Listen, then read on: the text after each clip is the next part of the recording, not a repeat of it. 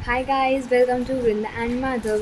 तो आज हम लोग करने वाले हैं हमारा ये हैवी ड्यूटी फ्रेंच रेवोल्यूशन, जो कि मुझे बहुत ज़्यादा पसंद है बिकॉज ये हिस्ट्री का चैप्टर एंड सबको पता है हिस्ट्री और पॉल साइंस मेरी फेवरेट है। तो जोग्राफी का हमारा पहला चैप्टर कंप्लीट हो चुका है, हिस्ट्री का कर रहे हैं। ये वाला चैप्टर का भी खाली पार्ट 1 है और ये PDF जो पूरा है ये मैंने स्लाइड्स नहीं बना रखी, मैंने एक यूट्यूबर है शुभम पाठक उनसे ले रखी, सो पार्डन मी। एंड ये जो वीडियो है पार्ट 1 रहेगा इस चैप्टर का। एंड देखते हैं कितना कवर हो सकता है। एंड ये वीडियो देखो मिनिमम टू मिनिमम आधे घंटे की तो होएगी, उसके बाद एक्सटेंड हो सकती है अगर नहीं हुआ तो ठीक है। So let's start with high जोश।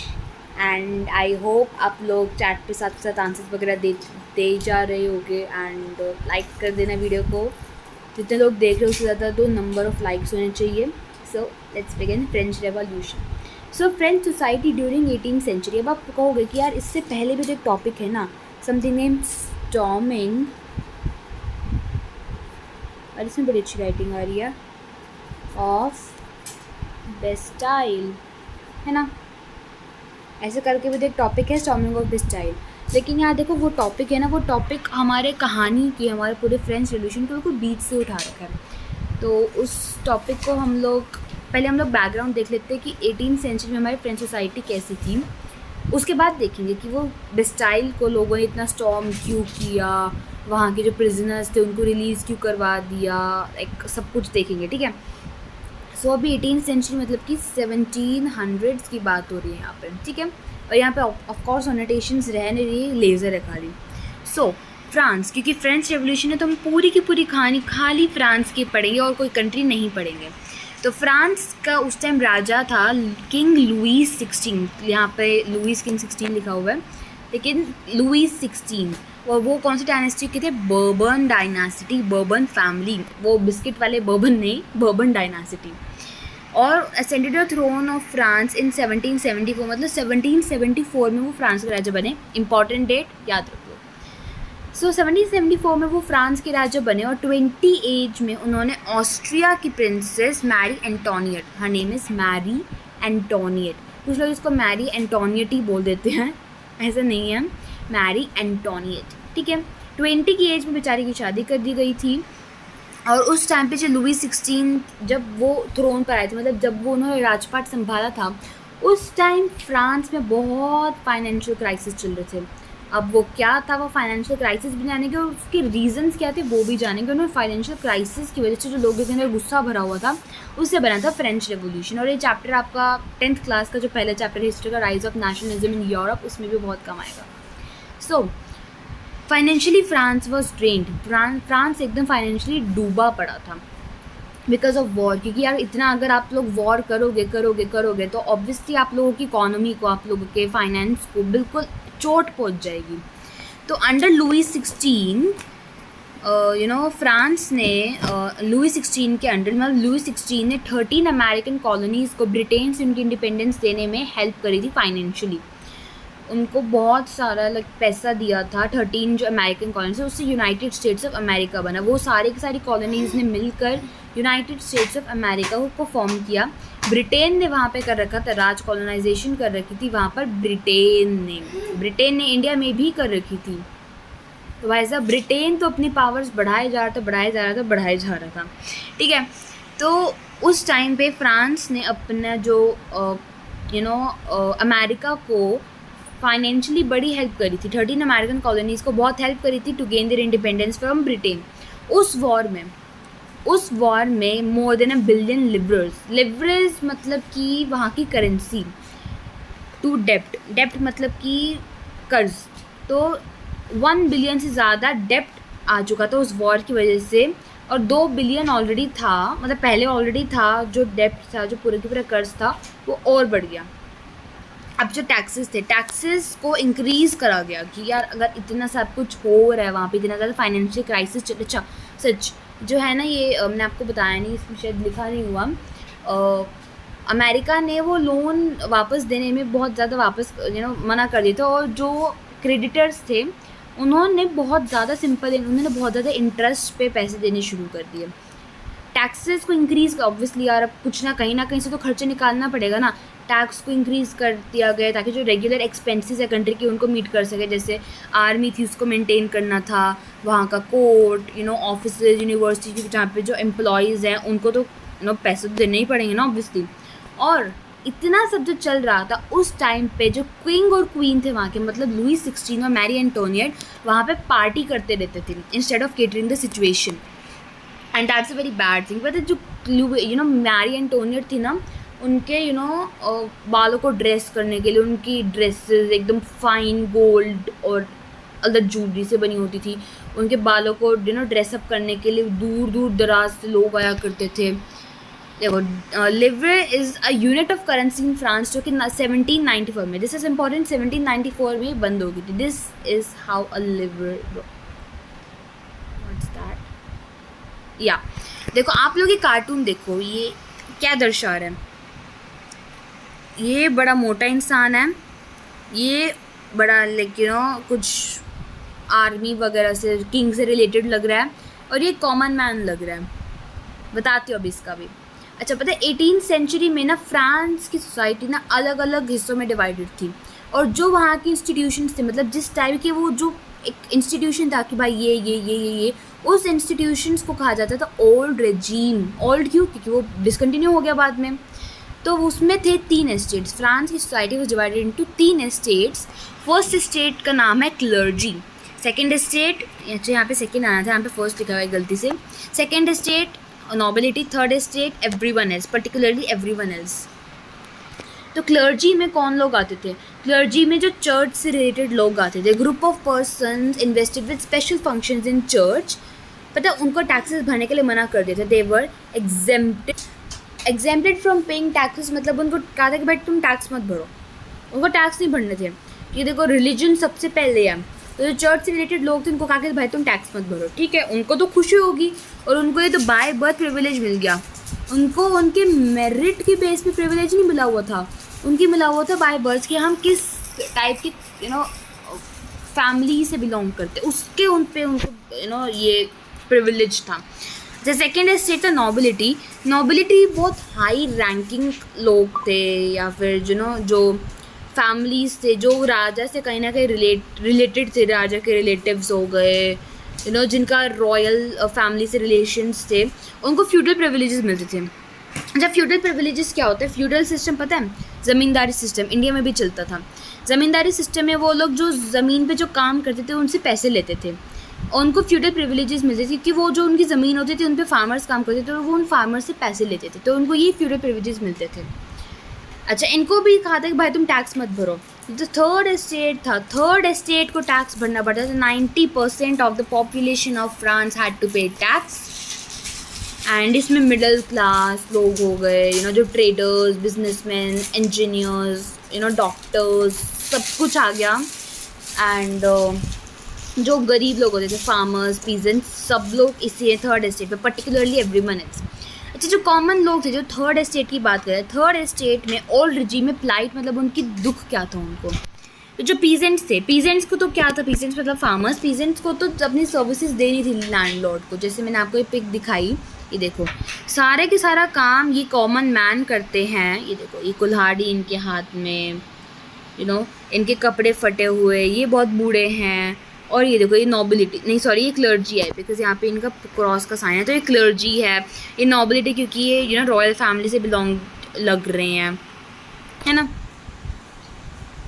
तो पीजेंट्स को तो था कि भाई उनको तो सर्विसेज देनी ही देनी है लैंडलॉर्ड्स के लिए।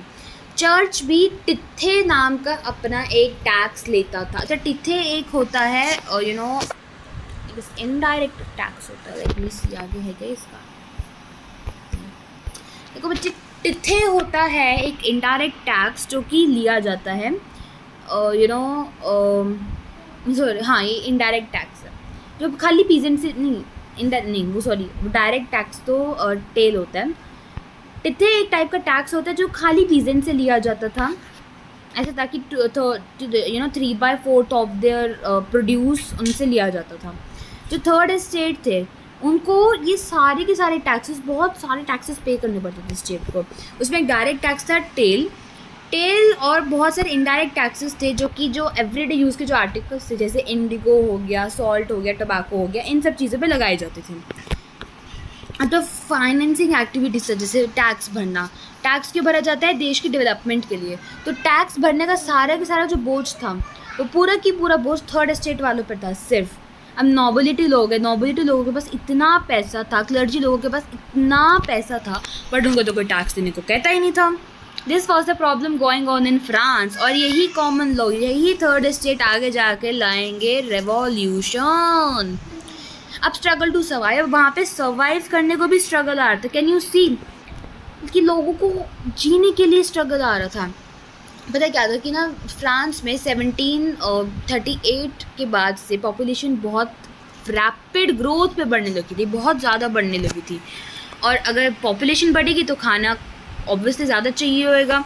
सो it led to the rapid increase for food grains.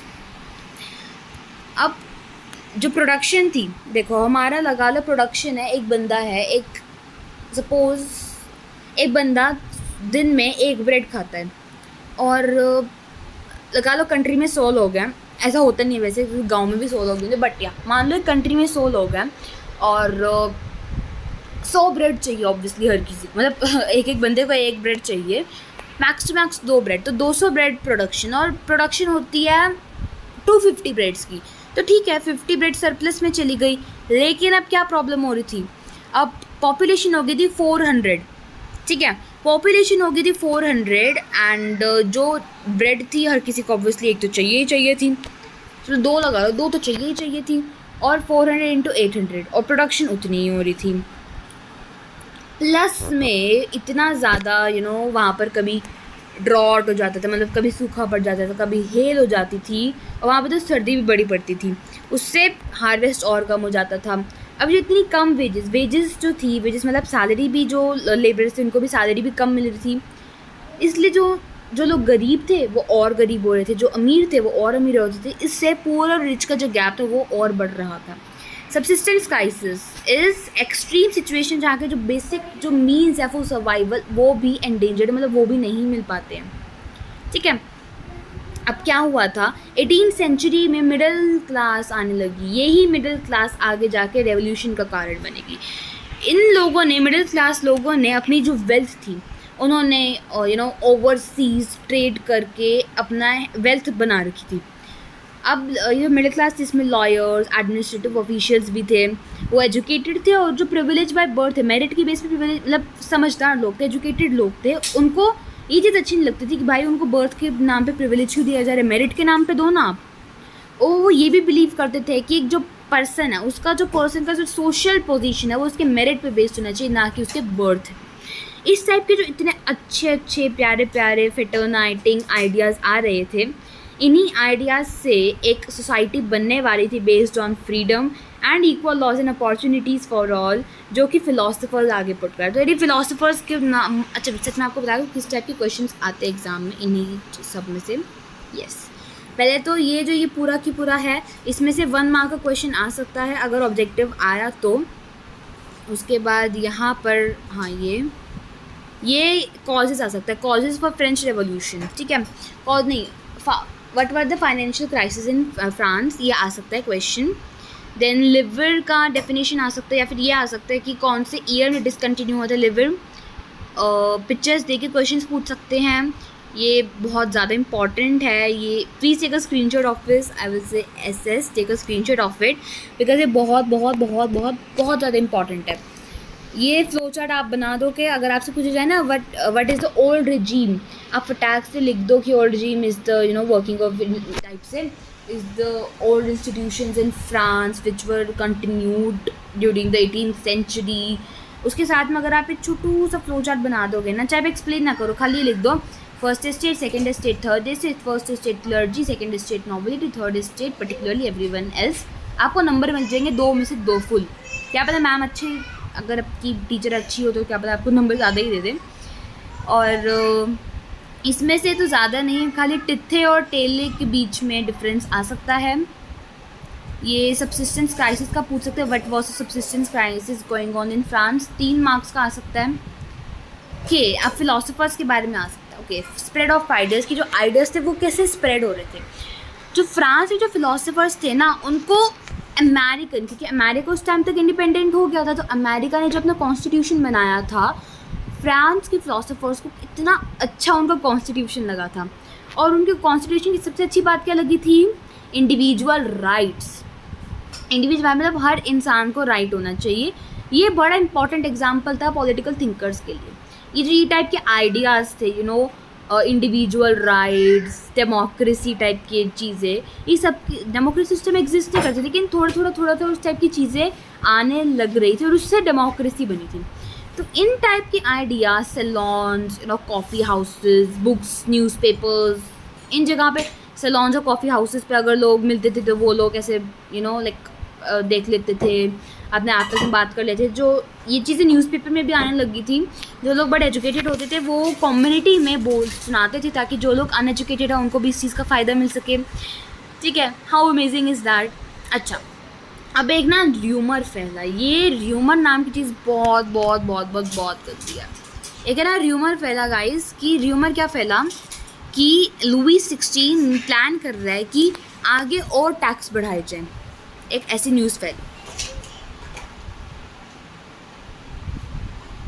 ऐसे न्यूज़ फैली कि लुई 16 फर्दर आगे टैक्सेस इम्पोज कर रहा है to meet expenses of the state. इससे लोगों के अंदर और गुस्सा आ गया, भाई तुम ऑलरेडी इतना हम लोगों को तंग कर रहे हो, हमारे साथ इनइक्वालिटी कर, हम लोगों को इंडिविजुअल राइट्स नहीं दे रहे हो, हम लोगों को वजह से इतने ज़्यादा टैक्स लगा रहे हो हमारे ऊपर, हमें फ्रीडम नहीं है किसी चीज़ की, हमारे पास सेंसरशिप्स लगी हुई हैं, तो फिर भी और तुम उसके बाद और टैक्स बढ़ा रही हो। तो भाई गुस्सा और बड़ा, प्रोटेस्ट लोग करने लगे against the system of privileges.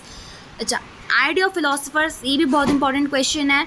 किसी एक बंदे के बारे में पूछ सकते हैं या फिर उनकी कोई बुक पूछ सकते हैं, तो जॉन लॉक की बुक थी टू ट्रिटिसेस ऑफ गवर्नमेंट। ये बहुत इंपॉर्टेंट है, ऑब्जेक्टिव टाइप के क्वेश्चन में एक आपको फिलोसफर का नाम दे देंगे और बोलेंगे कि इन्होंने कौन सी बुक बनाई थी और इनकी बुक का आइडिया क्या था। तो इनकी जो बुक थी हमारे जॉन लॉक की बुक का नाम था टू ट्रिटिसेस ऑफ गवर्नमेंट। और इनका आइडिया क्या था कि डॉक्ट्राइन ऑफ डिवाइन की and absolute right of monarch, की जो मोनार्क मतलब जो किंग है उनको एब्सोल्यूटिस्ट मत बनने दो, उनको सारी पावर्स उनको मत दो और उनको भगवान मानना बंद करो, डॉक्ट्राइन ऑफ डिवाइन बंद कर दो। दैन रूसो की बुक का नाम था सोशल कॉन्ट्रैक्ट। उन्होंने क्या प्रपोज किया? उन्होंने प्रपोज किया कि एक फॉर्म ऑफ गवर्नमेंट ऐसी बनाए कि सोशल कॉन्ट्रैक्ट हो, कि लोग और उनके लोगों के रिप्रेजेंटेटिव्स के बीच में एक अच्छा सा सोशल कॉन्ट्रैक्ट हो, लाइक डेमोक्रेसी। देन मॉन्टेस्क्यू की बुक का नाम है the spirit of the laws. इन्होंने क्या प्रपोज किया? एक division of power within government between judiciary, legislative and executive. So this is important, please take a screenshot of it. Outbreak of the revolution. अब revolution हुआ कैसे भैया, यही तो इम्पॉर्टेंट है। अच्छा देखो, लुई 16 को टैक्सेस तो बढ़ाने ही थे, क्योंकि फ्रांस की जो फाइनेंशियल कंडीशन थी वो बड़ी ढीली चल रही थी।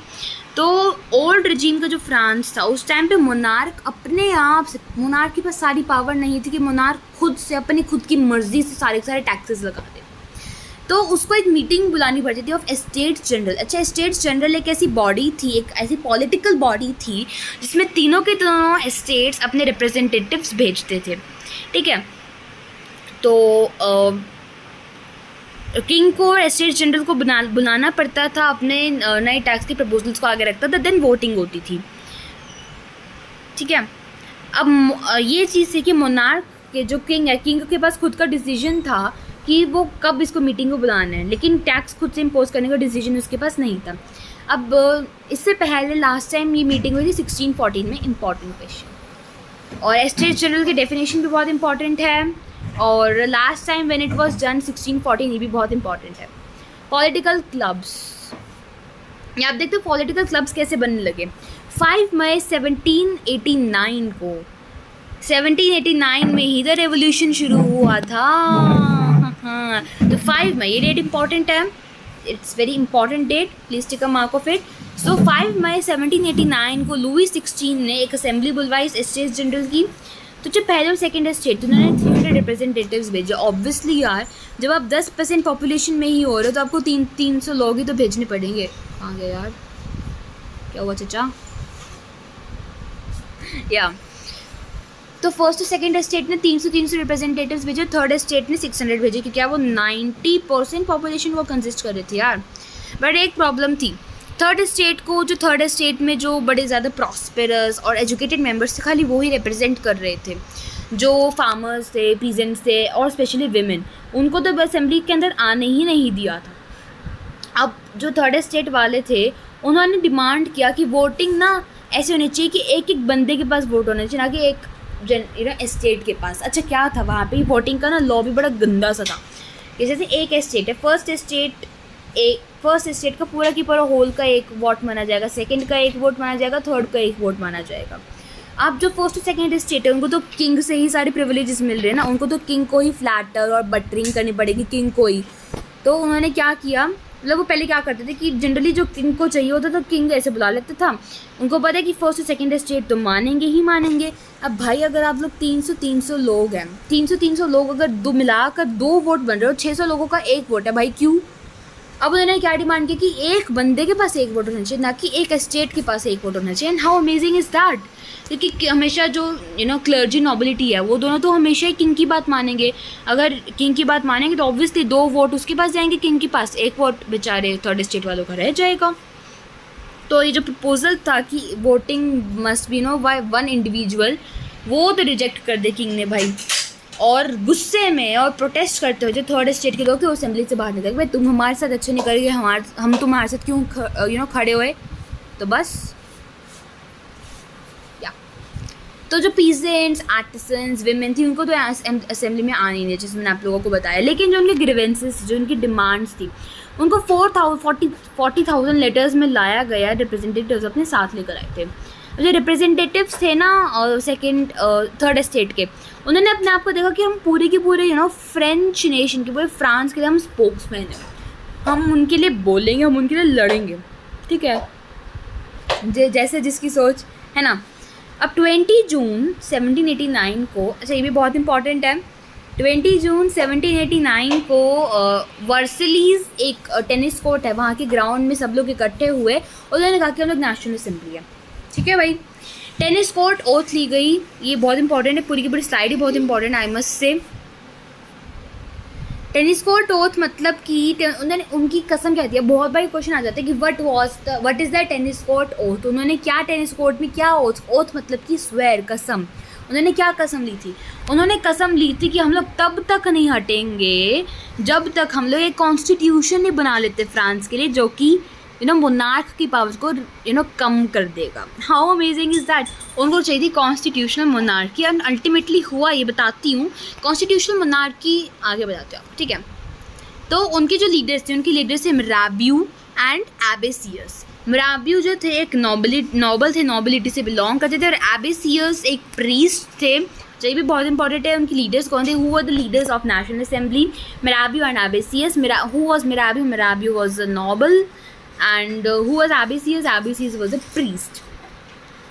So मिराबियू जो थे, मिराबियू ने एक जर्नल निकाला, और जर्नल को डिलीवर किया, और बहुत सारी स्पीचेस दी वर्सलीज में, नेशनल असेंबली में बहुत सारी स्पीचेस दी। एबेसियस ने एक बहुत इन्फ्लुएंशियल सा पैम्पलेट लिखा जिसका नाम था what is the third state. ये पूरी की पूरी स्लाइड इंपॉर्टेंट है कि लीडर्स का नाम क्या था, वो दोनों कौन थे। एबेसियस ने जो पैम्पलेट लिखा था उसका नाम क्या था, मिराबियू क्या करते थे, ठीक है। अच्छा, कंट्री साइड भाई साहब, हम लोग अभी तो सारा वर्सलीज, पेरिस, इन सब जगह का देख रहे हैं।